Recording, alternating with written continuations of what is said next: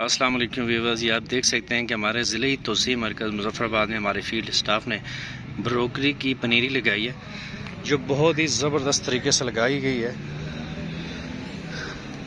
और इसमें ब्रोकली की जो अक़साम लगाई गई हैं वो ये हैं, हाइब्रिड किस्म है। और इसको एक छोटे ग्रीन हाउस में लगाया गया, जिसके ऊपर अभी इन्होंने नीली शीट नहीं डाली, लेकिन बहुत ही ज़बरदस्त पनीरी लगाई गई है, जिसकी अफजाइश बहुत ही ज़बरदस्त नज़र आ रही है। हर एक पौधा बिल्कुल तंदुरुस्त और तवाना है, ये आप देख लें, ज़बरदस्त। हमारा महकमा ज़राअत हम वक्त ऐसी काविशें करता रहता है कि जिससे हमारे काश्तकारों को बेनिफिट हो और वो देखा देखी हमारी ज़राअत को अपनाए।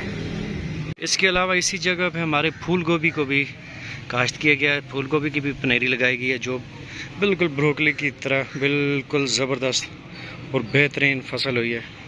इसका भी हर पौधा बिल्कुल तंदुरुस्त और तवाना है।